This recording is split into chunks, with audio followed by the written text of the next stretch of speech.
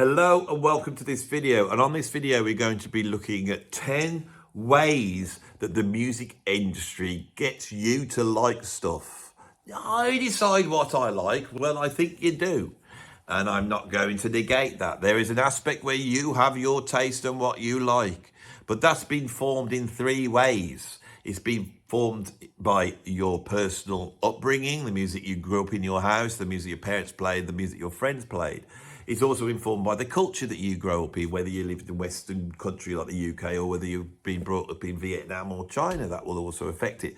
And also there's biological things. There's things that are universal that we all seem to like in terms of music. But I'm not here to discuss that, right? Once you take those 3 aspects, the music industry, they don't like the sort of chaos of then you just deciding what you like. They need to control it. And they've been trying to control it for years and years. And they have developed some methods that they use. And music industry types, they use these on us to make us like music. I'm going to be going through 10 of them because 10's a nice round number. And in the same way as the music industry can get you to like tracks, I could get you to watch videos by putting the number 10 in them. Hello and welcome to this video, and this video is going to be called the 10 greatest prog mustaches, right? And that would be one of the things I would say of how to get someone to look at a YouTube video. I have just done I've struggled through a very difficult video looking at the philosophy of intuition and counterintuition in aesthetics, right? I feel it's a video where I've been able to bring some ideas that are mine, and I hope these ideas are powerful ideas. No one will watch that video because there's no way of me dressing it up in any way that will make people look or make people listen. I have worked in the industry. I have been signed to labels many a time. I know how that process works. I was able to use some of those ideas to get this YouTube channel off the ground, which has proved that I know what I'm talking about. So on this, I am going to go through 10 ways the music industry gets you to like stuff. Some of them will be so bloody obvious and some of them won't be so obvious. The first one here is very, very obvious, right? But it needs some chatting and talking about so you understand it more deeply, right? The one way you get someone to like a new piece of music is the fact that you are already a fan of the person who's made that music, right? The whole industry is based upon you being a fan. You might be a Bruce Springsteen fan, and you might have been a Bruce Springsteen fan for the past 40 years. And he's coming out on tour at the moment, isn't he? He's out there doing his tour, and you've probably bought tickets, and you'll buy a t-shirt, and you might even buy the new album. So the primary way the industry works is it creates fans, and then those fans have an allegiance to that person. Right, so I want to explain something to you because you'll go, yeah, that's pretty obvious. But I want to explain something to you about the industry, which people don't think of so much. Most record deals that are signed are not for new artists. It's a risk to sign a new artist. You could go and find the best musicians in the world, but just by signing them and putting a record out, right? So think how this process works. Let's go back to the old days because I am not dealing with all the myriad of stuff that's happened in the last 20 years in terms of digital technologies. But let's just go back to the old days. Record company, they could sign a band, couldn't they? They're a great band, got brilliant songs. Record company know that. They put a whole ton of money, they make an album. Now you want people to buy that album. So you need people to hear it, right? So you could then go to the radio and you can pay them to play your track, or you can pay a plugger to get that track played on the radio. So people will hear it now. That'll work, right? But you've got to pay for that. You're dishing out money, right? You could go to all the music magazines and put a big advert that's a whole full page advert, and it'll fool people because they'll go, this band's got a big advert, they must be quite well known, and they've got a new album out, right? You could do that, and they do that, and they spend the money, right? Or you could not sign this band at all, and you could sign a band that's already got a following. You go to someone else and say, your contract's coming up with that label, isn't it? Yeah. Do you want to come over to us? Well, what you're going to offer me? We'll offer you quite a lot. And once you've got that artist, then you could just go to the radio and get that song played. But when it's on the radio, the DJ will say, this is the new single from Bruce Springsteen. And the Bruce Springsteen's fans will go, I like that, job done. Bob's your uncle. You can go to the magazine and put big advert out that says Bruce Springsteen's new album, and every Bruce Springsteen fan that reads that wants to buy the album will just buy the album. Money well spent. But the money well spent on the band that you don't know could just be wasted, and it often is. So the music industry, the way that they get you to buy most of the music you buy is because you already like the artist that has created this new music. Real bog standard stuff, straight down the line, right? The next thing, number 2, the way they get you to get into buy new music, listen to new music, go and purchase some music or get involved in new music is because you're a conformist. I'm not saying you're a conformist, but that's the assumption. And so one of the ways that music's been marketed for years and years is around a chart. And we take this completely for granted. Why do we need to know who is at number 1 in the charts? Why? Why do we need to know that? Right? I mean, I've got to go and buy a tumble dryer. Right? Now, I can go on Amazon and it will sort of use this method to try and try and get me to buy. They go, top buy. Oh, everyone's buying this one. If everyone's buying that one, I'll buy that one. I'll be safe then. Right? But with the music industry, it's much deeper than that. They market round a chart. And in the old days, you know, we would sit down on a Thursday night. I would get home from school and Top of the Pops were on.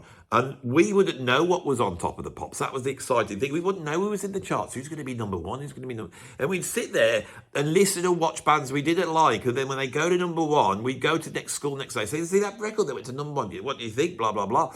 So the reason why they're doing that is because you don't want to be on your own. You want to be into music that other people like, right? There's a vast amount there. There's other people who want to not be into music that nobody likes. We're going to get to that on the next one. But the people who conform, they're the people who just like normal pop music. They don't think too much about it, and they just like what everybody likes. So they go, yeah, they do number 1. What is it? It's that one when it's just that bloke, you know, and he's got that big wig on and he just jumps around saying, I've got a dirty bum. Oh yeah, it was funny, that made me laugh. Yeah, it's really cool. It's a bit stupid, but I will buy it. I am going to download it. I'm going to have to ringtone. I think it's quite funny. So those people are conforming to what everybody thinks. That's why it's important to have a list of not say what the critics think's the best, right? The most important list is what everybody, and people will justify it when someone can criticise their band. They go, well, you know, they have sold 4 million albums, so they can't be all bad, can they? This idea of conformity, this idea that you can't make a decision on your own, that you have to be backed up by other people, is a totally human thing. And that is definitely what we have at number 2. That's so we have. So far, you're already a fan, right? Or you're going to conform because everybody likes it. That's the next one. The third one is you're in the club. You're in the genre club. You have joined the tribe. And this tribe has got nothing to do with artists. You might be in the Radiohead tribe. You might be in the Bruce Springsteen. I'm not on about that. I'm on about you're in the tribe of genre. You like metal. You dress, you act, your friends, what you do, the screensaver on your laptop, your ringtone, all expresses the fact that you have bought into this one style of music. You might like other styles of music, but you live in this world where your world is metal, right? And the fact is that metal got so big that the record industry went, well, we've got to chop this one up again. So they've chopped it up into all little tiny bits of metal. So you can be into this metal and not like this other metal. Or you might like house music, right? Or you might like Americana and folky stuff, especially if you're middle class, you know, and you want to virtue signal a bit here in the UK, you know. You might like all that hippie stuff, you know. You are in a club. And once you're in a club, you will then be in a sort of a tunnel, a sort of, what's it called, echo chamber, which will be going, so-and-so's got a new album out. You know, what's happening in the world today? You know, oh, so-and-so, Evanescence have reformed. They've got a new album out. Oh, I'm in the club that likes that, so I know about it. I might buy that because I'm in the club. So being in the club, being in the genre club is very important. It's like a tribal thing. These 3 that I have sort of pointed to here are the 3 basic ones. You're a fan. So the industry wants you to be a fan, right? The industry wants you to be a conformist, so you will do what everyone else does. And it wants you to be part of a tribe. Now, let's just examine these three and how they work. Okay, the fan one is the most important, as I've said. The trouble with the fan one is, if they just relied on that, the fans would grow old. The bands would grow old. You get to a point where you've got all these Rolling Stone fans, and there's still millions to be made out of them, but they're all really old. And then the band dies, and then the fans die. And as you can see, my hands have disappeared. And in the same way my hands have disappeared, the band at that point disappears, right? So you've got to have something coming up underneath, haven't you? So the record company begrudgingly does need to try and instill music on a teenage market, because the only ones who've got any open mind are the ones who haven't got this history of being a fan of the Rolling Stones or being a fan of U2 or whatever it is that they've been a fan of for so many years. So they push new music. So they push music on little kids to get them in the habit of it, and they get them, here's a top 10. This is, you can become a fan of this, you can become a fan of that. They have cartoons, they have all that type of thing to instill people into sort of joining the club of whoever it is. And if they could grab that person who's into Ariana Grande, because she was on some TV kids show, then Ariana Grande can grow up, and the way they're going to make those kids follow her up is they're going to sexualize that person and do all these other things as people want to grow up, and they're going to do that. There's that method. Or if they're more the rebellious types, then we're going to say there's this alternative world all full of rebels, and they're emos, or they're goths, or they're like into rap or whatever it is. And you're going to try and grab those kids, and those kids are going to sort of be on the cutting edge, and their bands they're going to like will be the cutting. They're the cool bands. In 10 years' time, those bands are still going, but they're on their 5th album. The people in the 20s, they're no longer cool, but they're still following that band. Go up to 40 years old, and now these are legacy bands. They're playing Butlins and holiday camps and stuff like this. People are still going to the gigs, and they've got them. They've got each generation going up all the way through, all because of this here. The conformity works with the kids. Right, the genre thing, club works with the sort of teenage angst thing that grabs them there. So we've got the kids want to join the club, basically. You know, we're in the Scouts or whatever, Girl Guides, but it's not the Scouts and Girls Guides. It's been into Spice Girls or something. Then you've got your angst kids right here, and then you've got and then they just follow those bands. And most people, if you ask what bands they like, it's a band that they got into when they were about 15 years old, and that stays with them for the rest of their life. That is how the industry works pretty much. Now, here's an interesting side note. With the collapse of the music industry, you can actually track where these things went. So the kids, they've gone to TikTok now. So they can conform with each other by doing whatever TikTok trend is. That's what TikTok trends are. They're conformity things. The angst ones, right, who were once emos, who were once goths and emos and punks, have turned into trans kids. Not all of them, but I think there's a strong argument that this trans ideology is the subversion of emo, and that's why they look exactly the same as those people, right? So here's another way that you could get people to buy stuff, right? Is that you could fetishize the objects. So in the industry, they fetishized albums and singles. First it was 78s, then it was singles, then it was albums, and then it was CDs, then it was mini discs and all that nonsense. And now what is it? We haven't got anything anymore, right? But there was a time where people would go, oh, you know, I've got to get Pink Floyd's new album. Yeah, well, I've got it, mate. You can tape it. It means you can listen to it. Yeah, but I want the actual album. I want the cardboard. I want the stickers. I want the poster. I want to hold it in my hands and open it. I want to own it. I feel like I'm going to be a part of them by actually owning something by them. I believe that's still there, and I think streaming was seen as such a sort of utopian wonder by the internet, and especially people who weren't interested in the music industry, that we forgot the idea that you want to own something by that band, and people still have that now, and it needs to be tended. So, you know, at my age, I still will go out with my mates on the weekend to a record fair, and I'm sat there like this, and it's like, this is like the hunter-gatherer thing, you know. We go out, me and my mates, like we're in our late 50s, but we're like sort of, we've left the cave and we're out hunting. And we're all the boys, we're all swapping our boy stories as we go down to the record fair. But once we're on, we then get in. And we get in there like that and we go in. No one's talking now. You go with your mates to the record, they don't talk anymore. You're in, you're on your own, you're out. Right, what's this? Oh, £5 box. I wonder if there's something in here. This album in the old days. I went to a record store yesterday and it was like, there was nothing there because it's like a hunt. All the people who own it, they know what they've got. It didn't used to be like that in the old days, but now they all know what they've got.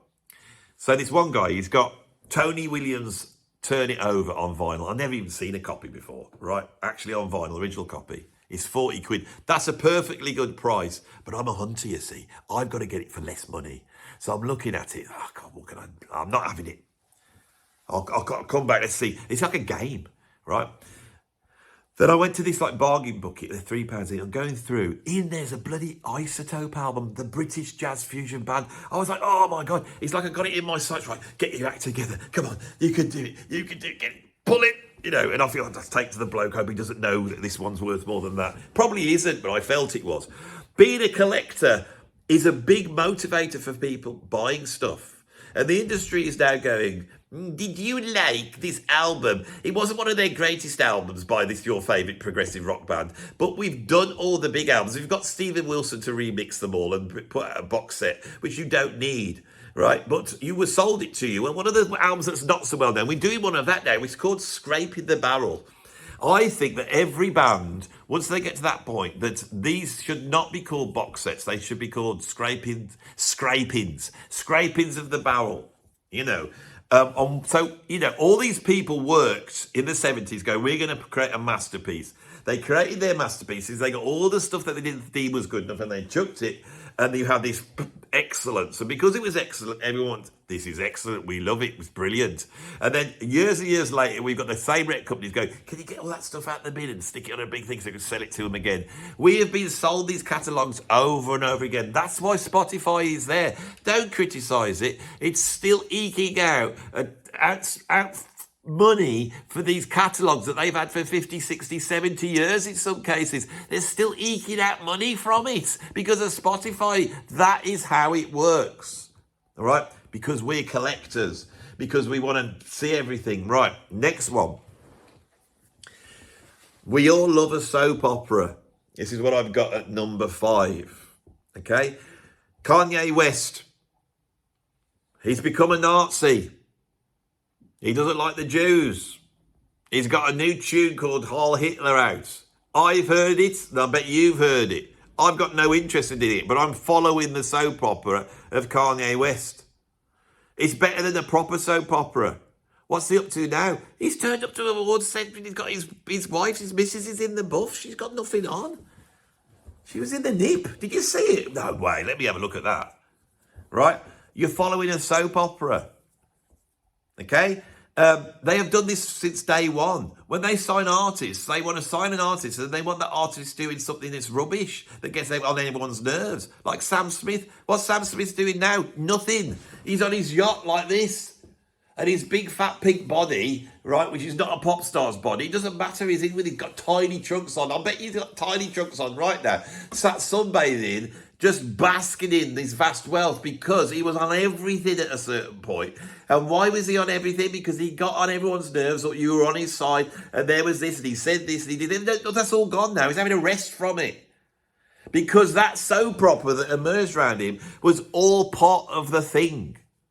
I used to say this to my bands when I was trying to get bands off the ground. I said, you don't stand a chance. I said, get a couple of mates, right, and get them online and just start to go, I hate this band. And people go, what was this? You know, they're sculling through. One of my mates' bands got a new record out, not interested. New band's got a record out, not interested. New band's got a record out, not interested. Everyone hates this band because they're, what are they? They hate this band. What they hate them for? What do they hate them for? Why? Let me click on it. You know, Josh Freese, he joined the Foo Fighters. Now he's been kicked out. Why is he being kicked out? There's no answer. Oh, I need to know why he's being kicked out for. I bet it's something to do with Dave Grohl. Well, he's power mad, isn't he, Grohl? He's power mad. I don't know if you like it. Seems quite nice. I like him when I see him. I think he's nice. Is he nice, though? I mean, he's gone behind his wife's back and had a baby. Yeah, but how many rock stars have done that? I don't give a toss about Grohl. I don't give a toss about the Foo Fighters. But we know this is going on. Zach Starkey, Ringo's son. Ringo Starr's son has been re-sacked from The Who. Why? We don't know. Right? Pete Townsend apparently said, say that you got other musical things. Zach went, I ain't doing that. I'm bloody Ringo Starr's son. I ain't going to do that. I ain't going to lie for you, Mr. Pete Townsend. Someone else might do it. I'm not impressed with you. You are Pete Townsend. But my dad's Ringo bloody Starr. So I'm going to tell everyone what you said. But why didn't you like me? Well, I'm Ringo Starr's son. Maybe they just don't like being told what to do. Maybe they want someone who will do it. Oh, these bloody old rock stars. All of this is getting us looking and watching. And there's that big chance that if they whip it up enough, someone will go, I'm going to get that new Who album. Because actually it's come out and it's supposed to be really good. That happened a few years with the last Who album. I know they're rubbish and they're fighting and all this type of stuff and no one's left in the band. But this return to form. It's a return to form. We follow the soap opera. The record companies create the stories, right? Intrigue, scandal. Now some cases when it's for real, like P. Diddy, that is something else entirely, and nobody wants that. But you will notice with other artists, especially in the olden days, that there would be these stories about them. Ozzy Osbourne's bit their head off a bat. Everybody knows that about Ozzy Osbourne. There was a long time before he did the Osbournes where if Ozzy was mentioned in the mainstream press, that fact that he bit the head off a bat was coming at him. If I name stars, so I say Justin Bieber, he spat on a fan. Justin Bieber spat on a fan. Kanye West, he's a Nazi and he takes his wife out in the nip, but she's left him now. I know that his wife's left him. Please tell me that is not your penis. At number 6 on my list, I have that you associate this new music with something you already like. This comes in many different ways. So it could be a member of the band has gone off to an offshoot and they have set up this new band and they're sort of saying this is a new thing this person's doing. Or more likely what happens is you associate it with some sort of other music. So, for example, a big band like Bruce Springsteen has got a new single out. And so the radio stations say, we're going to be playing Bruce Springsteen's new single at so-and-so. And they pick a time, like, say, when anyone's coming home from work. So it's 5:30, 6 o'clock. We're going to play Bruce Springsteen's new single. Right now, what the record companies can now do is if they've got an artist that was very similar to Bruce Springsteen or associated with Bruce Springsteen, they could program that straight after Bruce Springsteen. And that will pull an audience in by association. The other way you could do association is obviously by placing the songs in some sort of media event, like a film or something like this. And so what you have nowadays is that when you watch a blockbuster film, once you get to that thing and it's all resolved and everything's come out okay and the film's all tied up and neatly and everyone's there and they're all going, oh yeah, I really enjoyed that film, then they will cut to a sequence that will hold people in there. It might be some bloopers or something like that while the credits roll slowly past, and they will play you a song at that point that's completely unrelated. They might play you a couple of songs at that point. And what it's trying to do is trying to go, you're all happy, you're going home now, everything's great in the world, here's a song, and associating that song with your feeling at that time. That's another method. So this idea of association, that placing the song in a certain place, is very, very important, especially if you can get it in the place where someone's listening to something that they like. So that was pretty obvious. Right, so number 7, right? These last 4 are much more esoteric now. Number 7 is because you think you have taste. So people like to think they have musical taste. They like to think that what they listen to isn't just stuff they like. They would like to think that there's some virtue to it, that they think, oh, this artist is really good. Often this can be around skill of some sort. So skill is pushed as an idea onto the audience. This person's very skillful. So this is where you get these ideas that this guitarist is a brilliant guitarist, Eric Clapton or Dave Gilmour. And I find this really funny. you know, or that the Red Hot Chili Peppers are monster musicians, you know, when they're not. But that is idea has been pushed onto people so they can justify what they like and say, no, that is actually really, really good. Now, with this comes music journalism. So music journalism is a lot of really snotty people going around and going, I'm cool, what I like is cool, and I think this band is cool. They're in the cool club, and you've got taste. So if you've got taste, you will like this band. Bands like the Dolls and the Ramones were all about. They were a reaction against the pretentiousness of what was already evolving into arena rock at that time. And for rock critics, for most of us, it was hallelujah. Splendid! Magnificent! Such glorious colours! Such fine stitching! But one little boy, standing with his mother, just pointed and laughed. The Emperor's in his underwear! Now, I really see this because on this YouTube channel, you see people waxing on about the New York Dolls or Velvet Underground or Joy Division, and all these bands really are no better than 100 bands around at that time that weren't as successful. But what these bands for some reason have had is brilliant marketing campaigns. So if we go back to the sort of the early 80s, for example, I would say Duran Duran, you know, what else, Frankie Goes to Hollywood. We start to list the bands, Culture Club and all that type of stuff. Of course, the really great band of that period, the sort of really the Beatles of sort of this sort of new romantic electronica, new wave music, was Orchestral Manoeuvres in the Dark. They don't get factored in. The fans, they have their own fan base. They're still going, they're still making albums, and they're still able to make a living, a good living, off the fact that they're a legacy band.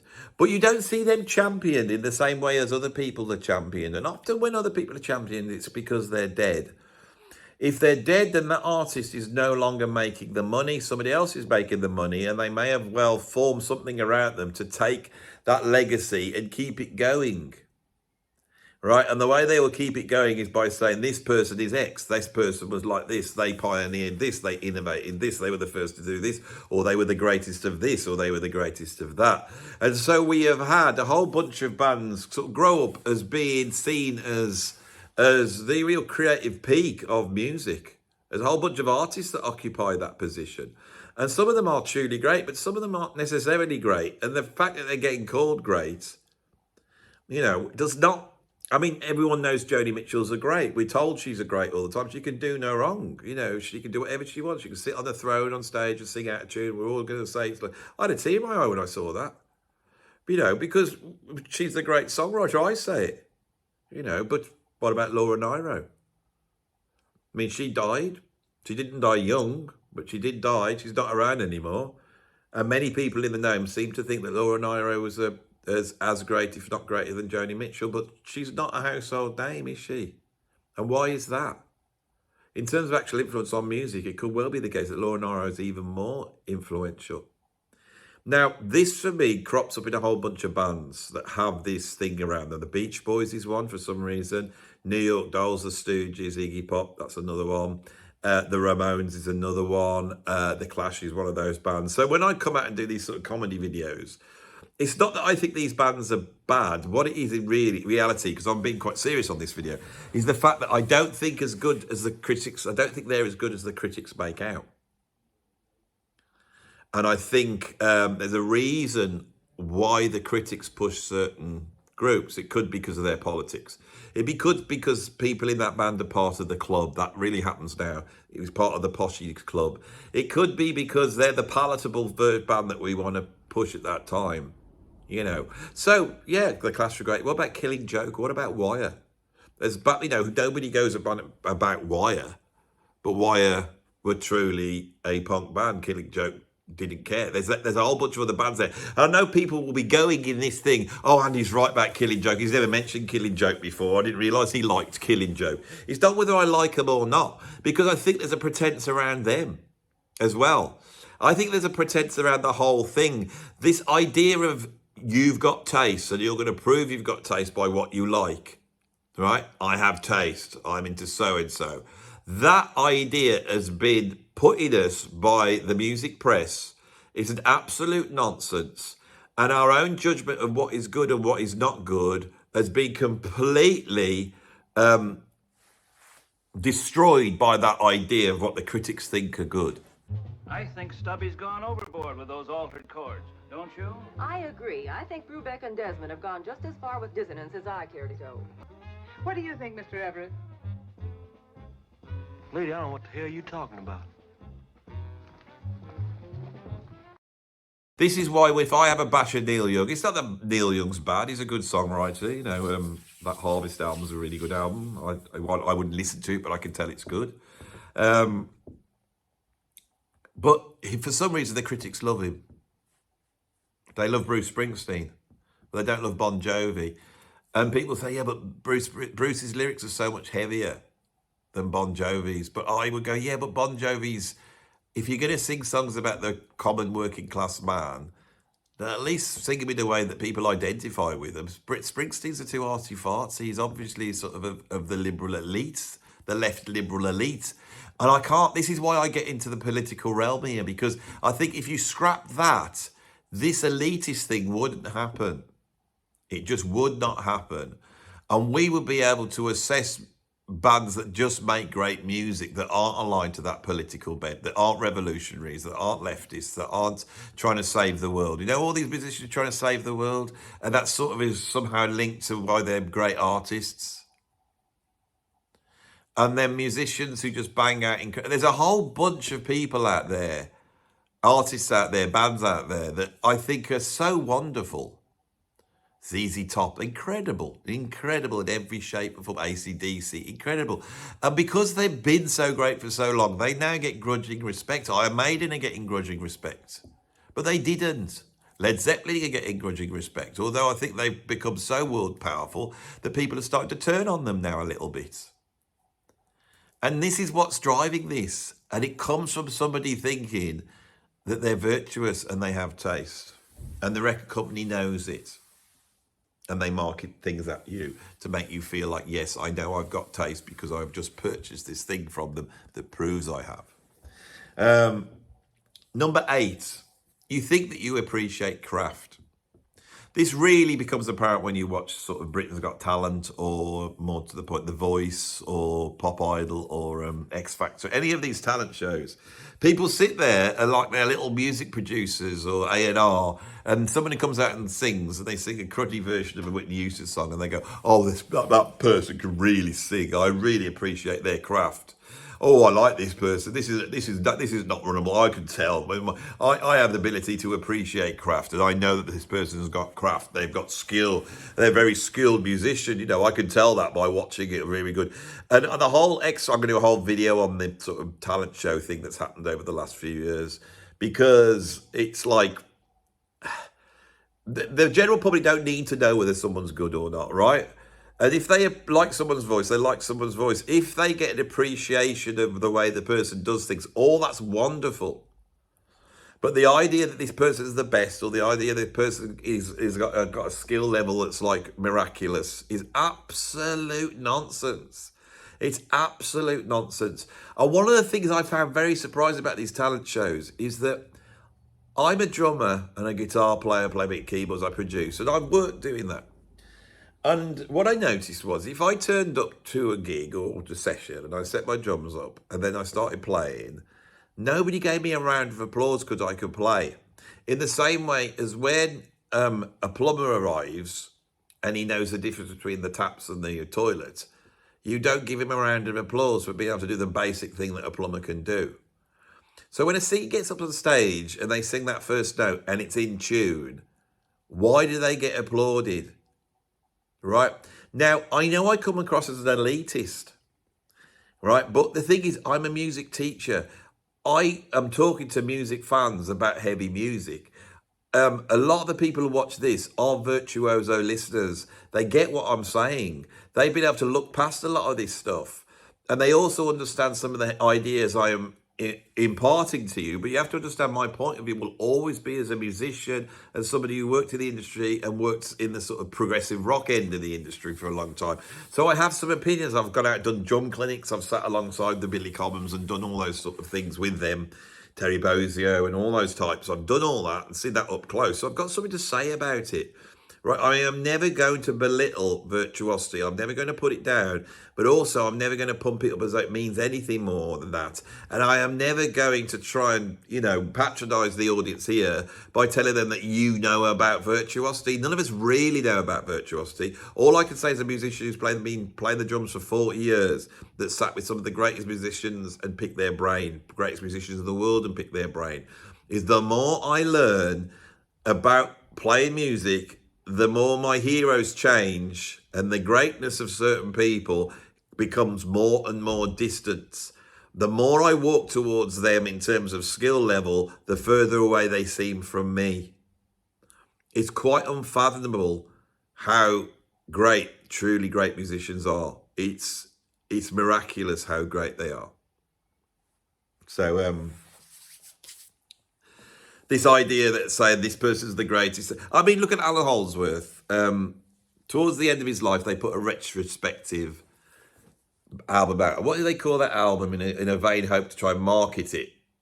They called it but The Guy That Changed Guitar Forever. And he didn't like it. He didn't like it at all. But that's how they marketed it. And that's an example of it. A very extreme example.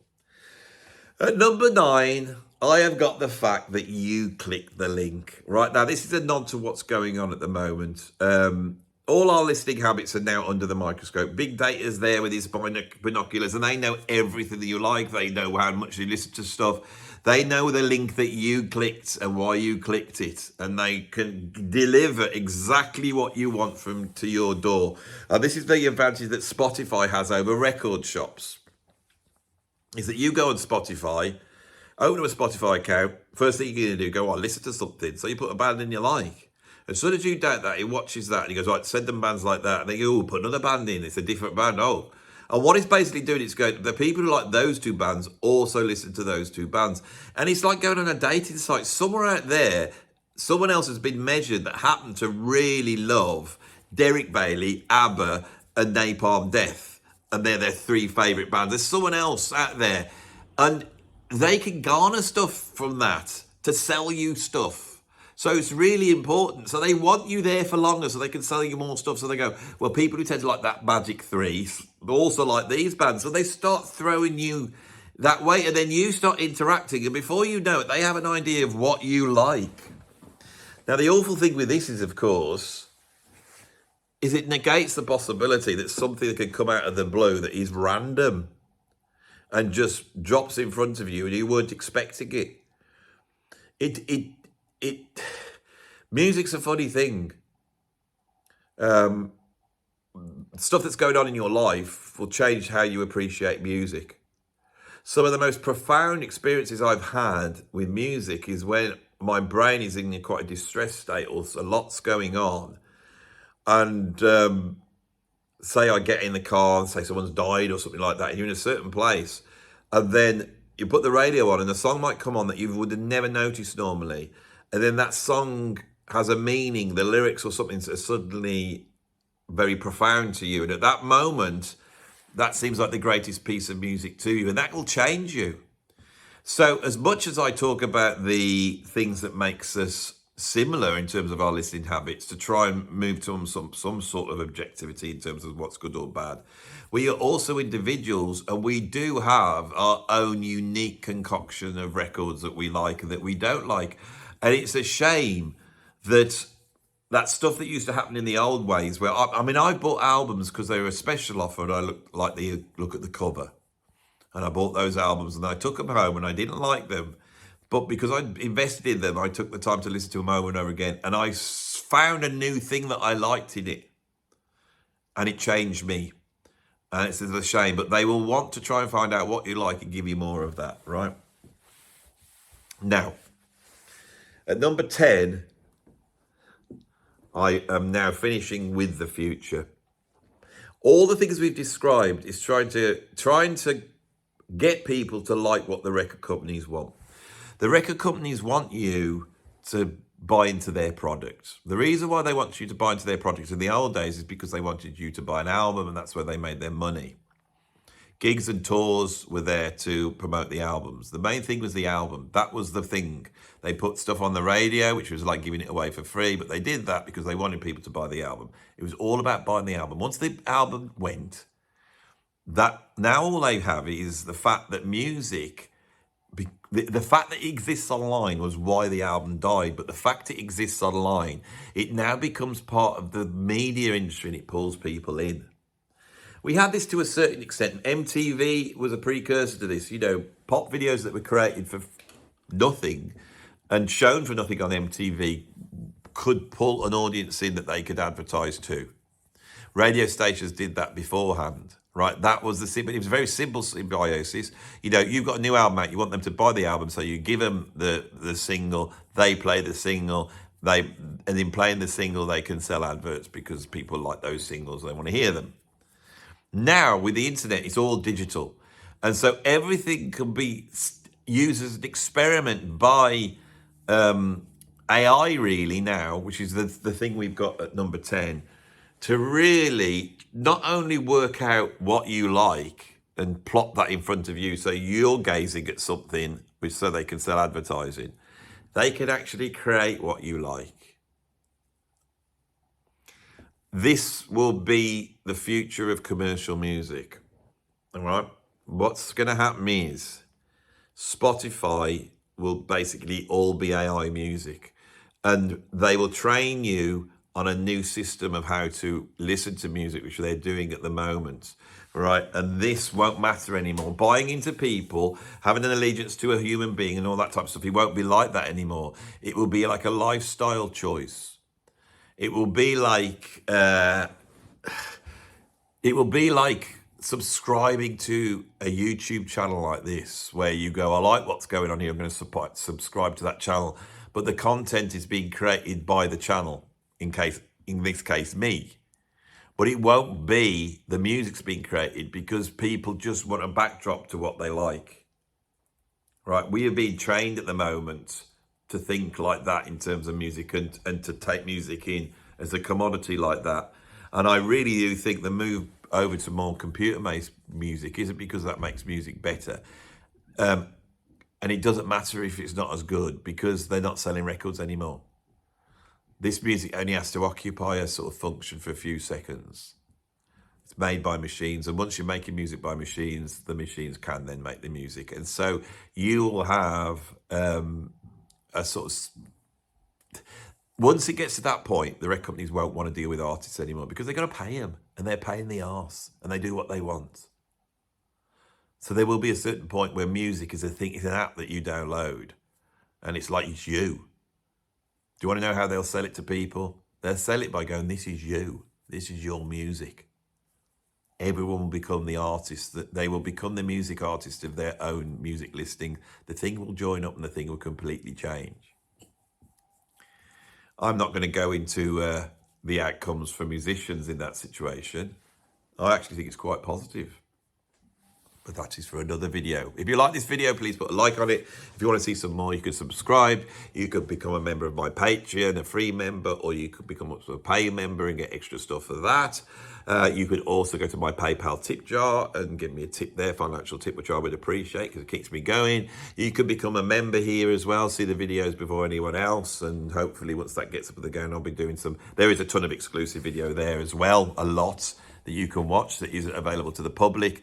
Also, I now have the Sunday Club. Hopefully there'll be a link to that. So if you want to go join the Sunday Club and become part of another way of getting music out there, real live music out there to a big audience, I have an idea and it's called the Sunday Club. So if you want to click on that link, become a free patron, just find more about it. That would be great. Thanks for watching this video. I'll see you on the next one.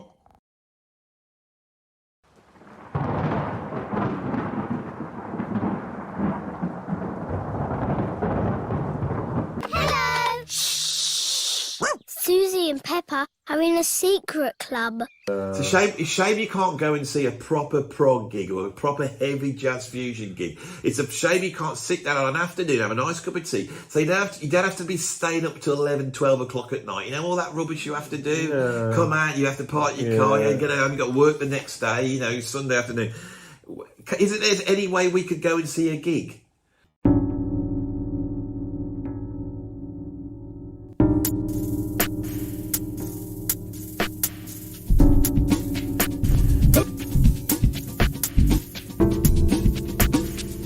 the Sunday club calls. Embrace the sound of your dreams. Join up in crafting the magic. Together we're bursting the seams.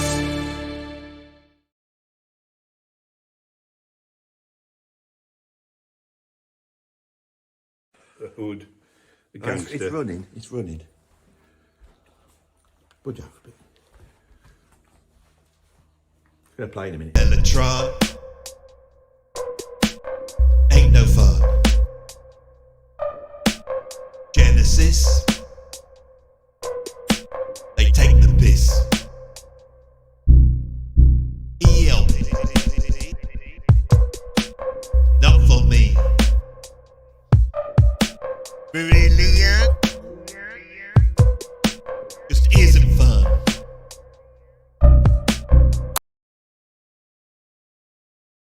That I really know my prog, so they will listen to me when I come on and tell you that you need to become a patron. That's the easiest way of doing it. You can buy tickets online, there's all those links are up, but I think in the long term the best way to get involved in the Sunday Club is to become a patron. Free member, you can have a think about it, see what's going on, and just get yourself over there, and if you can, sign yourself up to the live stream, because I think it's going to be a very important way of opening up new avenues for progressive rock, and so that we can keep the thing alive, and that bands that would normally only be able to sell 10 tickets in any town can actually access a worldwide progressive rock audience, which could be 1,000 people. This will spread the word of prog, and before we know it, it won't be dying. You know, as IQ and bloody Brion get to their last prog gasps, you know, which can't be long. It can't be long, can it? I mean, Steve Rothery, he's not a healthy chap, is he?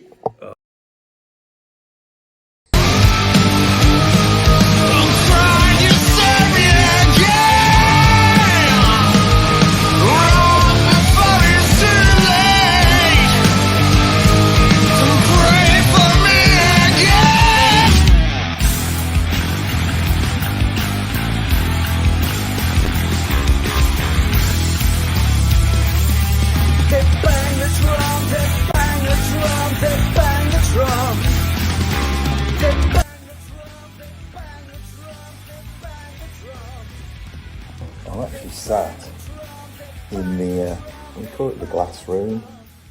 It's a part of Jellyman's. It's bigger than my room, a lot longer. Not quite as wide, but a lot longer. Now, if you want to know the sort of bands I've got lined up, the first gig is going to be Orc, which is the band that's been put together by Colin Edwin and Pat Masterletto. So Colin Edwin, who's the bass player in Porcupine Tree, amongst other things.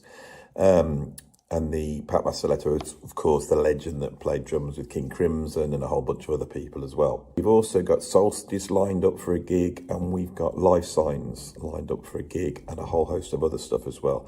So this is just a very quick video to let you know that that is coming, and I will have the details for it. And I hope you can all sign up to the live streaming, because once it's here, it will be like a party. It's not going to just be like you can just watch the gig.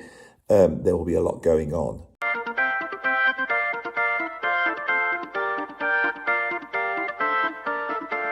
In shadows of the vinyl, we gather, we share at the Sunday club. The rhythms are where catches dancing on frets, beat echoes collide, turn the beat of our hearts, let the spirits ride.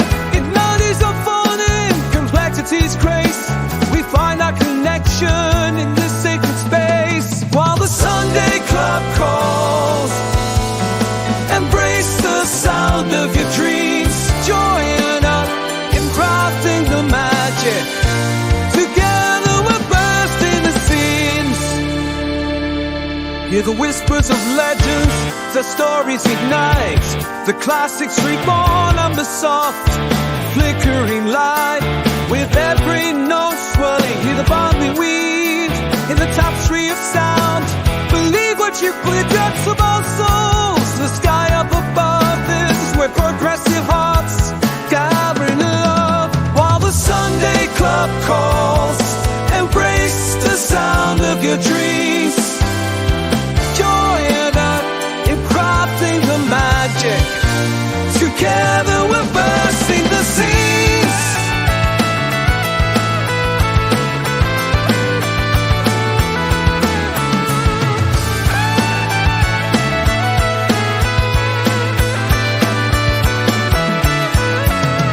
the Patreon. Don't hesitate now. When the music meets passion, come take a bow. Each note is a journey, a passage through time. Be a part of the family.